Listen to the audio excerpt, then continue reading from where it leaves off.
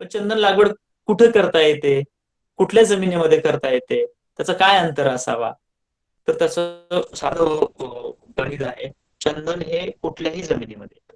तुमची काळी असू द्या, पांढरी असू द्या, तांबडी असू द्या, भुरगड असू द्या, सँडी सॉइल असू द्या, सगळ्या जमिनीमध्ये येतं. फक्त ती जमीन पाण्याच्या निचऱ्याची असली पाहिजे. एकदम परिपूर्ण त्याच्यामध्ये निचरा झाला पाहिजे. पाणी साचणारी जमीन चंदनाला अजिबात जमत नाही. कुठलीही असू द्या ते, आणि कुठल्याही भागातला असू द्या. कोकणातला मोजका भाग जर सोडला ना, चंदन कुठेही करता येते, काही अडचण नाही. मग तुमचं डोंगराचं रान असू द्या, खालीवर असू द्या, ओबडधोबड असू द्या, काही असू द्या, तिथेही करता येतं. दुसरा जो महत्वाचा जो विषय असतो चंदनामध्ये, की चंदनामध्ये अंतर काय ठेवा. चंदनाचे वेगवेगळे अंतर आहेत. कमीत कमी चंदनाचं अंतर 12 बाय 12 फूट असलं पाहिजे. हे योग्य अंतर नाही, पण जमिनीनुसार हे अंतर कधी कधी ऍडजस्ट केलं जातं. वेगवेगळे अंतर चंदनामध्ये आपण ठेवलेले 12 बाय 15 आहे, 15 बाय 15 आहे, 15 बाय 20 आहे, 20 बाय 20 आहे, 20 बाय 25 आहे. आता हे वेगवेगळे अंतर का ठेवलेत, मी तुम्हाला मगाशी म्हणलो ना, मी वेगवेगळे मॉडेल तयार केले. या मॉडेलनुसार तुमचा अंतर बदलतो. आम्ही शेतकऱ्यांच्या गरजा विचारून घेतो, व तुम्हाला काय करायचंय, तुमची काय प्लॅनिंग आहे, तुमची जमीन कशी आहे, तुम्ही त्यासोबत होस्ट काय लावणार आहात, फ्युचर प्लॅनिंग काय आहे, याच्यानुसार आम्ही तुम्हाला एक वेगवेगळे हे डेमो प्लॉट बनवून देऊ शकतो. वेगवेगळं त्यातलं अंतर असू शकतो, त्याच्यानुसार हे ठरवता येतं. पण जमीन पाण्याची निचऱ्याची असली पाहिजे. दुसरं, या झाडांना खड्डे किंवा त्याच्यामध्ये चर घेतली तर चालती का? जमिनीनुसार आपण खड्ड्याचं ठरवतो. 2 बाय 2चा खड्डा किंवा 2.5 बाय 2.5चा खड्डा किंवा 3 बाय 3. तुमची जमीन कशी आहे आणि त्यात टाकायला काय काय मटेरियल आहे, त्याच्यानुसार आपण खड्डा 2 बाय 2, 2.5 बाय 2.5 किंवा 3 बाय 3 असा खड्डा घेतो. या खड्ड्यामध्ये काय टाकलं पाहिजे? चंदनाला शक्यतो ऑर्गॅनिक मटेरियल टाकलं पाहिजे. जे सेंद्रिय काही असेल तुमच्याकडं, तुमचं कोंबडी खत असेल, गांडूळ खत असेल, शेणखत असेल, शेळीचा खत असेल, कुठलाही, हॉर्स असेल, गाढवान, कुठलाही खत चालतं. ऑर्गॅनिक मटेरियल असलं पाहिजे. केमिकलवर किंवा रासायनिक खतावरती आम्ही भर देत नाही किंवा आम्ही टाळतो याला. 100% ऑर्गॅनिक आपल्या शेतामधलं काय असेल तेवढं टाकायचं.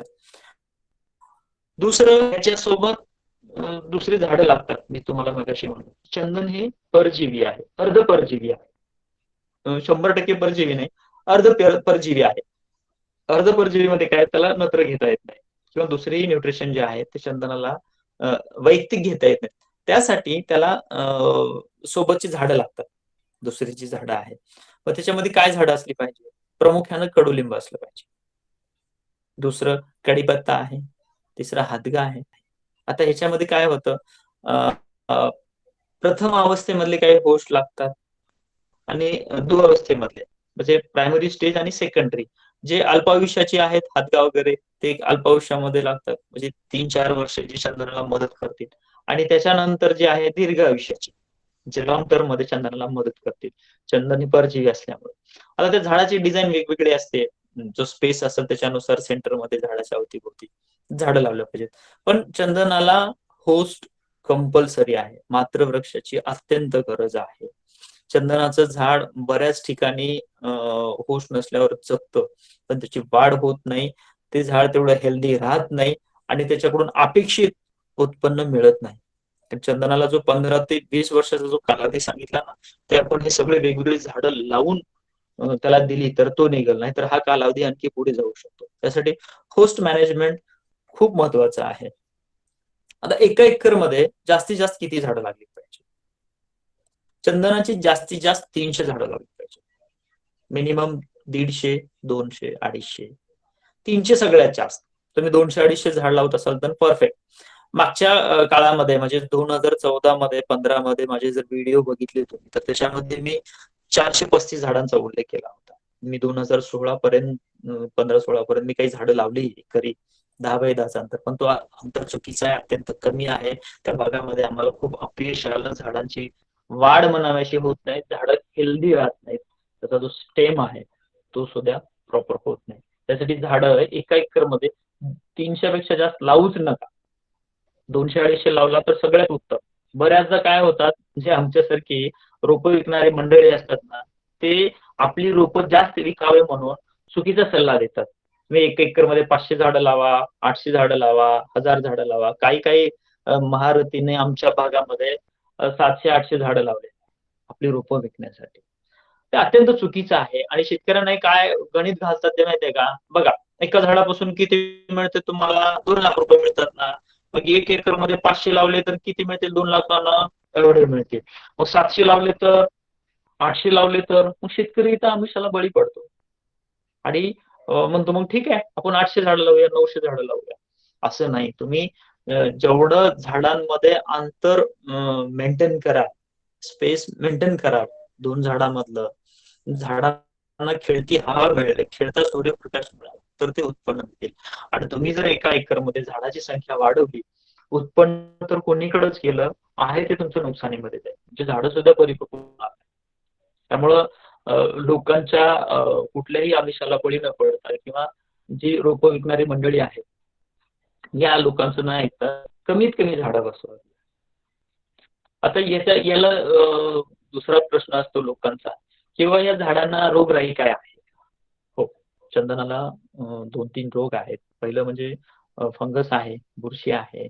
दुसरं जे आहे खोडकीड आहे, स्टेम बोरर आहे आणि तिसरं याच्यामध्ये एक स्पाइक नावाचा जो आजार आहे. स्पाइकची फार जास्त भीती नाहीये आपल्याला, पण खोडकीड आणि तुमचं फंगस आहे हे खूप मेंटेन करावं लागतं. माझा मागच्या 7-8 वर्षामधला अनुभव असा आहे, ज्या लोकांनी बागा मेंटेन केल्या किंवा आम्ही जे तुम्हाला एक शेड्यूल देतो, एक प्रोटोकॉल तयार करून देतो आम्ही तुम्हाला, की झाडाला काय काय दिलं पाहिजे, न्यूट्रिशन काय असलं पाहिजे, त्याचं फवारणीचं शेड्यूल आहे, फर्टिगेशन आहे मध्ये, याचं एक आम्ही शेड्यूल बनवून देतो. ते जर तुम्ही प्रॉपर बनवलात तर 5% जास्त तुमची मर होत नाही झाडांची. जास्तीत जास्त 5% मर होती. पण असे काही शेतकरी आहेत ज्यांनी नियोजन व्यवस्थित केलं नाही, पाण्याचं व्यवस्थापन नाही, त्याला फवारणीचं शेड्यूल नाही केलं, बुरशीचं त्याला व्यवस्थापन करता आलं, अशा लोकांची 50-50% झाडं मेलेली आहेत. खूप मोठं नुकसान होतंय. हे 1 वर्षापर्यंत हे नियोजन महत्वाचं आहे. त्यासाठी आम्ही जे बनवून देतो ते प्रॉपर हे केलं असेल. आता दुसरं एक याचे शेतकरी आहेत माझे हिमाचलमध्ये, धरमपूर मधले एक शेतकरी आहेत. 5 एकरची लागवड आहे त्यांची. त्यांनी 200 झाडं लावली होती कधी, 1000 झाडं लावली होती. हे 3रं वर्ष आहे त्यांचं. माझं लॉकडाऊन 1000 झाडामधून त्या शेतकऱ्याची फक्त 7 झाडं मेली. 7, फक्त 7 झाडं. आणि त्याच्यामध्ये 2 झाडं जनावरांनी खाल्लेली आहेत. 2 झाडांना गुंडी चोकअप झाली होती, पाणी नाही मिळालं, त्याच्यामुळे मेलेली आहेत. 4 झाडं अशी गेली आणि 3 झाडं जी इतकं काळजी करणारा तो सफरचंदवाला शेतकरी आहे, सफरचंदचा वरच्या कोलूच्या भागामध्ये इतकं बारकाईने लक्ष दिलं, तर तुम्ही जितकी काळजी घेताय ना तितकं झाडं तुमचे हेल्दी राहतात. त्या हेल्दी काळजी सोबतच त्याच्यासोबतचे जे होस्ट आहे, होस्ट मॅनेजमेंट आहे, हे परफेक्ट झालं ना तर तुमची मोर्टॅलिटी 5% जास्त होत नाही. आता दुसरं याच्यामध्ये सांगताना सांगायचं राहून गेलं, की चंदनाची जी रोपं आहेत किंवा बियाणं आहे, याची योग्य निवड किंवा हेल्दी झाडं किंवा रोप कुठलं घेतलं पाहिजे, कुठलं निवडलं पाहिजे, मग तशी हा राहून गेला विषय.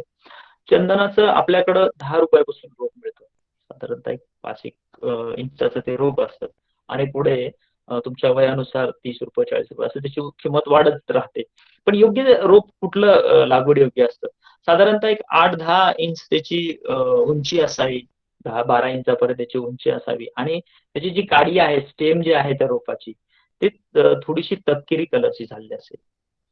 लाईट ब्राऊन कलर येतो. ते जर झाली असेल तर ते लागवड योग्य रोप आहे. आणि शक्यतो रोप हेल्दी असली पाहिजे आणि प्रयत्न करावा की ती आपल्या आपल्या वातावरणामधली तयार झालेली रोपं असावी.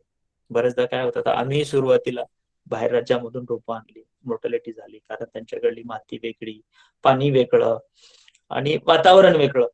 त्या वातावरणामधून या वातावरणामध्ये आलं की माणसं आजारी पडतात. साहजिक आहे, रोपांना सुद्धा नुकसान होणारच आहे.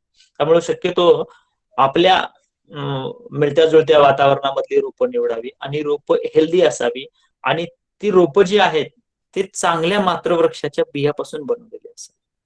मगाशी मी सुरुवातीला बोलताना म्हणलो बघा, मी चंदनाकडे कसं वळलं, 150-200 वर्षाचं एक झाड बघितलं केरळमध्ये इकडं.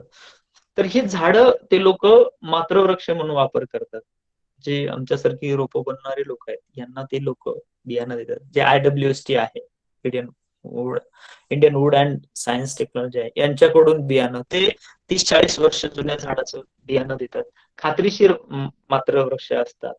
आता काय होतं, बरेच लोक म्हणतात की शेतातल्या चंदनाच्या झाडाखाली बियाणं येतं आणि ते रोप उगवतात. हो, उगवतात, बिलकुल उगवतात.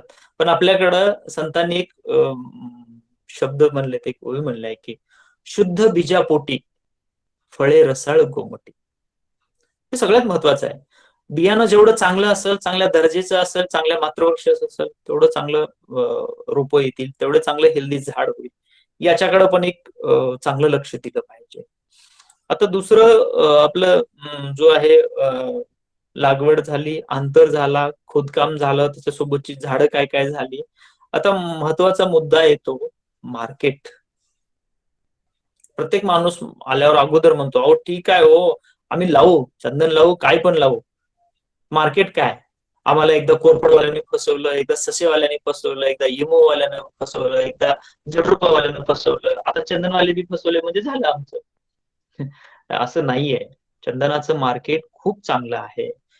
बऱ्याच राज्य शासनाच्या कंपन्या आहेत, KSDL आहे, KFR आहे, या राज्य शासनाच्या कंपन्या आहेत. काही मल्टीनॅशनल कंपन्या आहेत, काही खाजगी कंपन्या आहेत, ज्या चंदनाला खरेदी करतात. खूप मोठी मागणी आहे.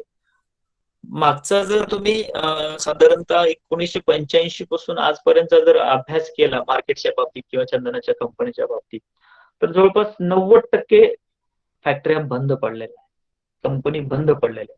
मग त्या युपीतल्या असतील, कर्नाटकातल्या असतील, केरळच्या असतील, मुंबईच्या असतील, किंवा आणखी ज्या रीतसर कंपन्या होत्या, लिगली फॅक्टरी होत्या, त्या 80 ते 90% बंद पडल्या. या का बंद पडल्या, याचा जर अभ्यास केला तर एकच कारण दिसतं की रॉ मटेरियल, कच्चा माल नाहीये. जी चंदनाची झाडच नाहीयेत. आज जेवढं काही चंदन आपल्याकडे मिळतंय हे नॅचरली आलेलं, चोरांनी पकडलेलं, किंवा कर्नाटक मधल्या काही शेतकऱ्यांकडे असेल, या चंदनाच्या जीवावर या कंपन्या चालतात.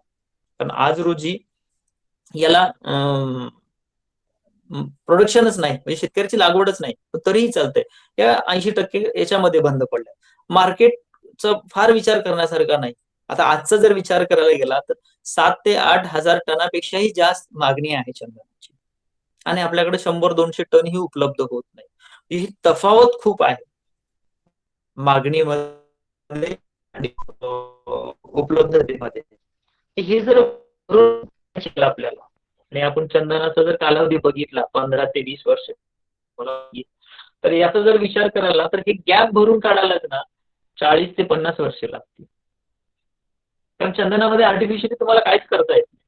चंदनाचं झाड नॅचरली वाढतं, त्याची ग्रोथ आहे. त्यामुळे ह्याचं काही आर्टिफिशियली काही करता येत नाही. तो कालावधी 15-20 वर्षाचाच लागणार आहे. पण ही जी मागणी, पुरवठा आणि उपलब्धता आहे, याच्यातलं हे जे तफावत आहे, किंवा हे जर भरून काढायचं असेल ना, तरी 40-50 वर्ष लागतील. पण 40-50 वर्षापर्यंत मार्केट सेफ आहे ना, काहीच अडचण नाही. दुसरं, तुम्ही चंदनामध्ये जर बघायला गेलात ना, चंदन एवढं मौल्यवान किंवा एवढं डिमांडेबल किंवा एवढं का आहे, जेवढे धर्म आहेत जगामधले, जेवढे मराठा, हिंदू, मुस्लिम, शीख, ईसाई, ख्रिश्चन, तमाम सगळे धर्म, सगळ्या जाती, सगळे देश, या सगळ्या देशामध्ये, सगळ्या जातीमध्ये, सगळ्या मानवतेमध्ये चंदनाला पवित्रच मानलं गेलं.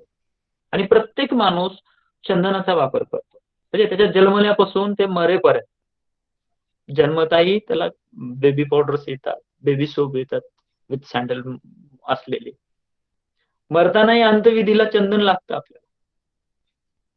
मग पूजापाठ असेल, साहित्य असतील, मूर्त्या असतील, ऑइल असेल, किंवा अजून काही असेल, या सगळ्या गोष्टीमध्ये चंदन लागतंच. आजची जी पिढी आहे, किंवा आजचा जे क्रेज आहे ना पान मसाला आणि गुटख्यामध्ये, जो जातोय, किंवा लोक वेस्ट करतायत आपला पैसा, वेळ, खाल्लं नाही पाहिजे, अत्यंत वाईट आहे. गुटखा, पान मसालाही खाल्लं नाही पाहिजे, हे चुकीचं आहे. पण आजचं जेवढं काही 2 नंबर मध्ये चंदन जात आहे, किंवा जेवढा काही उपलब्ध माल आहे, त्यातला 80% माल किंवा 80% चंदन हे गुटखा आणि पान मसाल्यासाठी जातं. बाकी तर ह्याच्यासाठी मिळतच नाही. पण एवढी मागणी आहे, एवढ्या वेगवेगळ्या गोष्टीमध्ये त्याची गरज आहे, डिमांड आहे, वेगवेगळ्या देशामध्ये आहे, तफावत एवढी आहे. त्याच्यामुळे मार्केटमध्ये फार विचार करायची गरज नाही. खूप मोठं मार्केट आहे.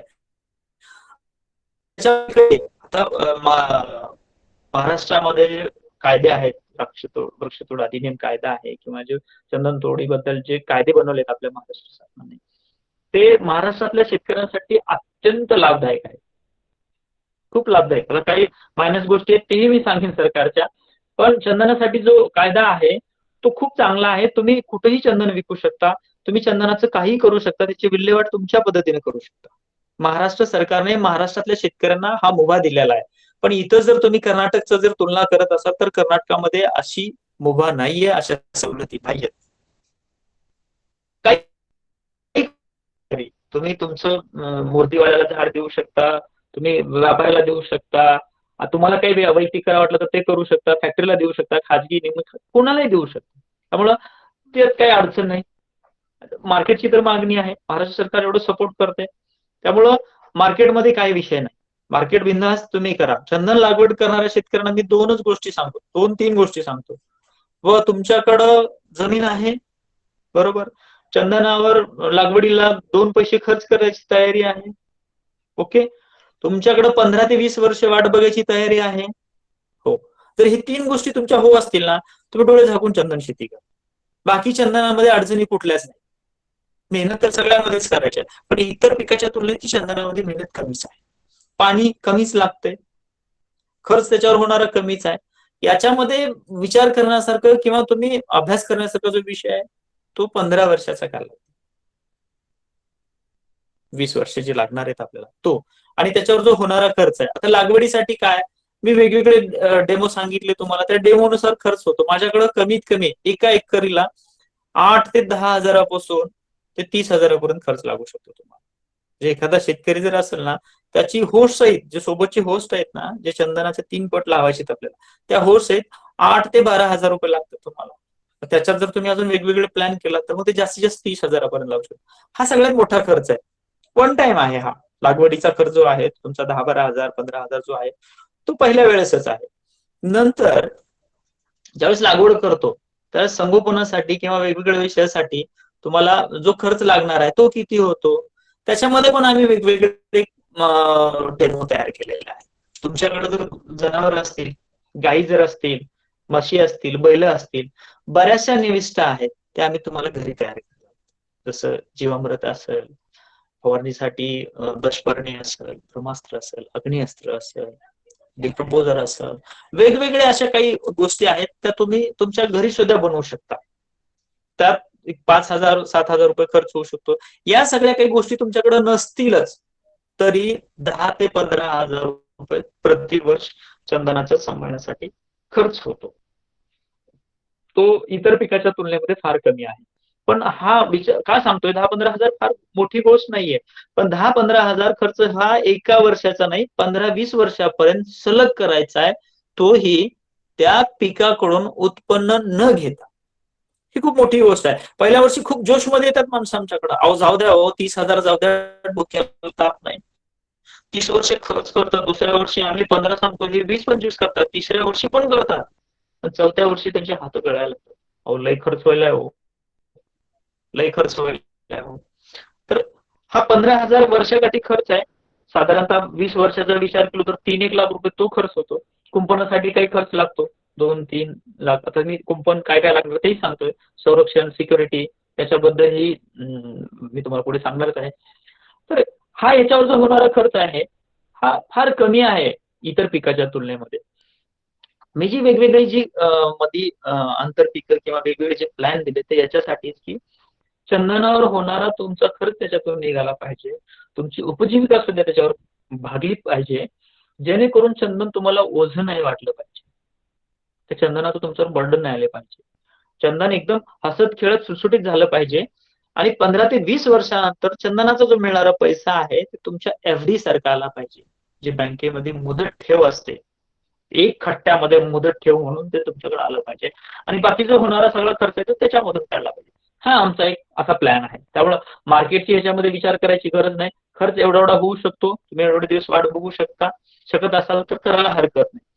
दुसरा एक महत्वाचा प्रश्न असतो की बाबा चंदन आमच्या शेजारी, घराच्या शेजारी होतं, बांधावर होतं, तर रातोरात चोरीला गेलं. त्याच्यासाठी काय, सिक्युरिटीसाठी काय, या या वेगवेगळ्या पेपरामध्ये ह्याच्यामध्ये बातम्या ऐकल्या असतात, आमच्या इथलं झाड नेलं, आमचं तिथलं झाड नेलं. मग आपण एकर 2 एकर लावू, त्यावेळेस काय करायचं. मी मागच्या जितक्या दिवसापासून चंदन करतोय, 7-8 वर्ष 10 वर्ष माझा जे अभ्यास आहे, एवढ्या दिवसामध्ये अभ्यास केल्यावर एक लक्षात आलं, चंदन चोर जे आहेत, चंदन चोर 100% आहेत, सगळीकडे आहेत. चंदन चोर जे आहेत ते काही बाहेरचे नाहीत, स्थानिकचे आहेत. तुमच्या आमच्या गावातली चोर आहेत, त्याला काही बाहेरून चोर येत नाहीत. आणि कोण लोक आहेत, व्यसनामध्ये अडकलेली लोक आहेत, ज्यांच्या हाताला काम नाहीये, काय म्हणू आपण, बेवडे लोक म्हणू, हे गावातले जे तुकाळखोर असतात, टवाळखोर असतात, ही लोक असतात. कारण मी लातूरचा आहे, माझ्या इथलं जर समजा शुभमने जर शुभमला जर वाटलं की माझ्या इथलं झाड चोरी करायचं, शुभमला काय माहिती आहे मी इथं किती वाजता असतो, माझा गडी कधी असतो, माझा मॅनेजर कधी असतो इथं, शुभमला काही माहिती नसतं. मग शुभम काय करतात, माझ्या शेजाऱ्याला पकडायला, माझ्या शेजाऱ्याची मदत घेतात, माझ्या भावाची मदत घेतात, माझ्या गड्याची मदत घेतात, आणि यांच्याकडून हे चोरी केली जाते. बाहेरचे लोक नाही करू शकत, स्थानिकचे चोर आहेत, भुरटे चोर आहेत, याच्यामध्ये काय इंटरनॅशनल नाही. त्याच्यामध्ये जो काही आपला कायदा आहे, जो काही ऍक्ट आहे, त्या ऍक्ट मध्ये जर काटेकोरपणे अंमलबजावणी केली तर ही चोर पण निघून जाते. आता काय होतं, एखाद दुसरं झाड चोरीला जाणं साहजिक आहे, किंवा एका दुसऱ्या झाडावर आपल्याला संरक्षणासाठी काही करणंही अवघड जातं. पण जेव्हा आपण मोठ्या प्रमाणामध्ये करतो, 500 झाडं 1000 झाडं जेव्हा एका ठिकाणी लावतो, तर याला वेगवेगळ्या माध्यमातून याला संरक्षण करता येतं.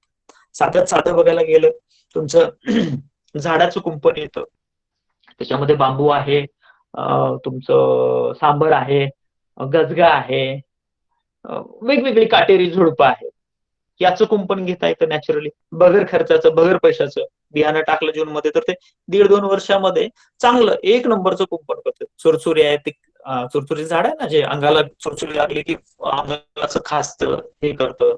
आणि बांबू, काटेरी बांबू जर लावला एकमेकांमध्ये अडकला तर जीसीबीनं सुद्धा ते झाड काढता येत नाही किंवा मध्ये जाता येत नाही. नॅचरली कुंपण करता येतं. दुसरं आहे काटेरी ताराचं कुंपण करता येतं, चेन लिंक ताराचं कुंपण करता येतं, सोलार फिनिशिंग जे आता सध्याचं सगळ्यात डेव्हलप आहे. आम्ही एक इथं अर्धा एकरला आम्ही डेमो प्लॉट केलेला आहे. सोलारचं कुंपण आहे, जे झटका देतं, झटका मशान असं, त्याचंही तुम्ही कुंपण करू शकता, त्याच्याने होतं. आता कुंपणामध्ये त्या मशीनमध्ये ऍडव्हान्स खूप आलेला आहे. बरेच लोक म्हणतात ताराचं कुंपण केलं, चोराने आलं ते काढलं, कसं करणार, तार काढली, पकडणं कापता येते ना तार, त्याला काही विषय नाही. पण जे आताच्या ज्या मशीन आहेत, टेक्नॉलॉजी एवढी छान आलेली आहे, समजा 500 फुटावरती जर पश्चिमेला जर तार काढली तर मशीन तुम्हाला लगेच अलर्ट करते आणि सायरन वाजवते. ते 500 फुटावरती या फेजवरती हे वायर कट केलेलं आहे, तर भोंगा वाजेल आणि तुम्ही जे डिव्हाइस दिलेला आहे त्या डिव्हाइस वरती तुम्हाला मेसेज येईल, अलर्ट करेल, तुम्हाला फोन करेल. ऍडव्हान्स टेक्नॉलॉजी आहे. याच्या पुढे पण जाऊन अजून बऱ्याचशा काही टेक्नॉलॉजी आहे.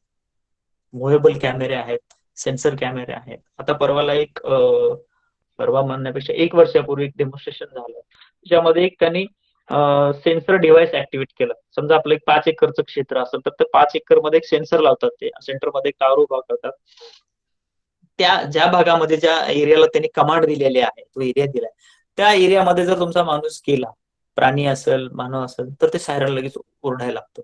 ते टायमिंग देता येतं आपल्याला, संध्याकाळी 6 ते 9. त्याला काही तारीचे बेरीची गरज नाही, सेन्सर लहरी कॅच करतात तुम्हाला. तेही झालंय. आपल्या ओळखीचा माणूस असेल तर एक चिप दिलेली असते त्यांनी, चिप मध्ये गेलं तर ते सायरन वाजणार, असंही आहे. याच्या पुढे जाऊन ज्याच्यावर सध्या संशोधन सुरू आहे बऱ्यापैकी, जीपीएस चिप, छोटीशी एक चिप आहे जी झाडामध्ये टाकली जाते, ज्यामुळं झाड चोरीला जाताना ते अलर्ट करतं आपल्याला. किंवा ते समजा या ठिकाणी झाड ठेवलंय, याच्यामध्ये मी चिप इन्स्टॉल केली आणि या झाडाची पोझिशन चेंज झाली, 4 इंच इकडं 4 इंच इकडे, किंवा त्याच्यावर हातोडा बितोडा पडला, तर जीपीएस तुम्हाला अलर्ट करेल. आणि जीपीएस चिप काय करते, 5व्या 6व्या वर्षी झाडामध्ये टाकली जाते, ते जेव्हा मध्ये जाते आणि 4-5 वर्षानं झाडाचं पूर्ण जखम भरून. लक्षात पण येत नाही स्वराची की चिप कुठं टाकली, कारण माणसासारखं झाड सुद्धा स्वतःची जखम भरून घेतं. तर जीपीएस ची प्रणाली राबवता येते. सध्या ती महागडी आहे थोडीशी, पण इलेक्ट्रॉनिक पार्ट आहे. आणि प्रॅक्टिकली बघायला गेलं तर चंदनाला संरक्षणासाठी मागच्या 5-6 वर्षामध्येच हे करतायत, संशोधन होत आहेत वेगवेगळे. त्यामुळे येणाऱ्या काळामध्ये याच्यापेक्षाही आणखी ऍडव्हान्स मध्ये वेगवेगळे डिव्हाइस येतील, वेगवेगळे यंत्रणा येईल, प्रणाली आपल्याला राबवता येतील. लॉजिकली बघायला गेलं तर संरक्षण करणं फार मोठं आव्हान नाहीये. सहज, हा थोडंसं खर्चिक असू शकतं, पण याच्यावरती सहज आपण कंट्रोल घेऊ शकतो. दुसरा आणखी एक सोपा पर्याय आहे याच्यामध्ये.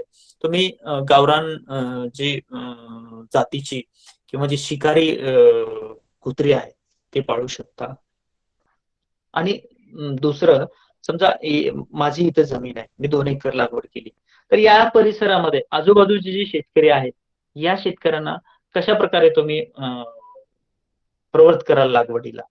एकापेक्षा जर जास्त शेतकरी एकाच ठिकाणी जर लागवडीला तयार झाले, तर तो पण चोरीचा एक विषय संपून जातो. अशी वेगवेगळी चोरीवर थांबवण्यासाठी वेगवेगळी यंत्रणा आहे. वेळेप्रमाणे गरजेनुसार त्याच्यामध्ये राबवता येतं. आता कर्नाटक सरकारनं परवाचा एक मी बघितलंय, लॉकडाऊनच्या अगोदरचा एक विषय बघितला, तर त्यांनी असं सांगितलं की आम्ही शेतकऱ्यांना, जे चंदन शेतकरी आहेत त्या चंदनापुरतं आम्ही त्यांना वेपन देणार आहोत, गन देणार आहोत. कदाचित उद्या आपल्या सरकारनं दिलं तर एक शस्त्रही मिळेल. किंवा आजही आपल्याकडे ती तरतूद आहे की तुम्ही एक खाजगी बंदूकधारी तुम्ही ठेवू शकता. शेतकऱ्यांना लायसन देईल का नाही देईल याच्याबद्दल आणखी आपल्या सरकारनं काही स्पष्ट केलं नाही, आपल्या शासनानं. पण लॉजिकली खूप चांगलं आहे. दुसरं, याच्यामध्ये कायदेशीर प्रक्रिया काय आहे. पण प्रत्येक शेतकऱ्याला अजून हेच माहित नाही की चंदन शेती आपण करू शकतो का, किंवा चंदन शेती करण्यासाठी काय प्रोसेस आहे, कुठं रजिस्ट्रेशन करावं लागतं का, कुणाकडून परवानगी घ्यावी लागते का, एनओसी लागते का त्याला. असे वेगवेगळे लोकांमध्ये भ्रमण असतात. किंवा सध्या जी चंदन विकणारी किंवा चंदन लागवड करून देणारी जी मंडळी आहे, हे खूप भीती घालतात. अरे बाबा तुम्ही चंदन लावचाल, पण उद्या विकणार कुठं, तुम्हाला कोण देणार एनओसी, तुम्हाला हे अलाउड आहे का, अशी वेगवेगळी भीती घालतात. मित्रांनो, चंदन शेती करण्यासाठी कुठलीही परवानगी लागत नाही, कुठल्याही लायसन्सची गरज नाही, कुणाला इंटिमेशन द्यायची गरज नाही, काय नाही. जसं आपण इतर झाड लावतो, आंबा, पेरू, चिकू, जांभूळ, सीताफळ, तसंच चंदनाचं झाड लावता येतं. याच्यासाठी कुणालाही सांगायची गरज नाही, कुणाची परवानगी घ्यायची गरज नाही, काही. इतर ह्याच्यासाठी झाडासारखी ह्याची लागवड करू शकतो. एक आहे की चंदन लागवड झाल्यानंतर त्याची सातबारावर नोंद घ्यायला पाहिजे. आता काही ठिकाणी काय करतात, तलाठी जे असतील समजदार, ते पहिल्या वर्षी, 6 महिन्यात, 1 वर्षात पण नोंद घेतात. पण जे काही तलाठी असतात, कायद्यानुसार 2-2.5 वर्षाच्या नंतरचं झाड तुम्हाला त्याच्यावरती नोंद करता येतं. तर नियमानुसार त्याची एक 7-12वरती नोंद करून घेणं गरजेचं आहे. त्याच्या पलीकडे कायदेशीर बाब कुठली नाही. याच्या पुढे जाऊन जेव्हा आपल्याला विक्री करायची असते, त्यावेळेस मात्र आपल्याला एनओसी लागते, नो ऑब्जेक्शन सर्टिफिकेट लागतं. त्याच्यासाठी एक शासनानं आपल्या महाराष्ट्र वृक्षतोड अधिनियम कायद्यानुसार किंवा महाराष्ट्र शासनाने एक नियम बनवलेला आहे की या सेंटीमीटर मध्ये झाडाचा व्यास असला पाहिजे, त्याची एवढी उंची असली पाहिजे. त्या नियमामध्ये जर झाड बसलं तर तुम्हाला ते लगेच तोडायला. आता जे 15 ते 20 वर्ष आपण कालावधी सांगितला, तो याच्यासाठीच जे त्याचं स्टँडर्ड साईज आहे, त्याची जी सेंटीमीटर मधला जो त्याचा व्यास आहे, तो परिपूर्ण होण्यासाठी तेवढा कालावधी लागतो. त्याच्या अगोदर आपल्याला झाड विकता येत नाही त्या नियमामध्ये बसल्याशिवाय. ते एनओसी काढण्यासाठी किंवा हे करण्यासाठी कुठलेही पैसे लागत नाही, काही त्याला टॅक्स बसत नाही, काही लागत नाही. जेव्हा आपण माल विकू तेव्हा त्या मालातून जे काही टॅक्स बसतो ते कट होऊन येतो. पण एनओसी साठी कुठलाही खर्च लागत नाही. साधा कोऱ्या कागदावर शेतकऱ्यांनी हस्तलिखित अर्ज करू शकतात, 5 रुपयाचं तिकीट लावून. त्याला कुठलीही प्रोसेस नाही. 15 दिवसाच्या आत तुम्हाला त्याची परवानगी मिळते अर्ज केल्यापासून. परवानगी देणं बंधनकारक आहे. जर परवानगी नाही दिली त्याने, तर तो जो अर्ज आहे तीच परवानगी समजून आपण तोडू शकतो. तशी तरतूद आहे. तशी वेळ येत नाही, खूप सोपी प्रोसेस आहे. 15 दिवसामध्ये आपल्याला तोडीला परवाना मिळतो, एनओसी मिळते. त्याच्यानंतर मग ज्या लोकांना आपल्याला द्यायचे, ज्या कंपनीला द्यायचे किंवा जे करायचे ते आपण करू शकतो. दुसरं, ह्या परवानगी किंवा तोडीच्या ह्याच्यामध्ये अडचण आहे. दुसरं जे आहे, शेतकऱ्यांची हे विचारतात की अनुदान काय आहे का. चंदन लागवडीला. मगाशी मी महाराष्ट्र सरकारचं खूप तारीफ केलो, खूप चांगलं बोललो, पण महाराष्ट्र सरकार आपलं अनुदानाच्या बाबतीत अत्यंत नाव ठेवणं चुकीचं होणार नाही, पण कुठलंही सरकार असलं तरी शेतकऱ्याच्या बाबतीत बऱ्याच कायद्यामध्ये किंवा बऱ्याच गोष्टींमध्ये असतं. आपल्याही सरकारनं आजपर्यंत चंदन शेतकऱ्यांना किंवा चंदन लागवडीला 2020 जून पर्यंत एक फुटका रुपया दिलेला नाही.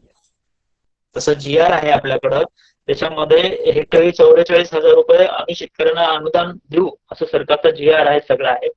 पण आजपर्यंत जून 2020 पर्यंत अगोदरच्या सरकारनं, या सरकारनं, कुठल्याही सरकारनं अनुदान दिलं नाही. भविष्यात देतील न देतील तो विषय वेगळा. आता बरंच सामाजिक वनीकरणाकडून शेतकरी अनुदान देत आहेत, तेही आपल्याला वेगवेगळ्या योजनेमधून देत आहेत.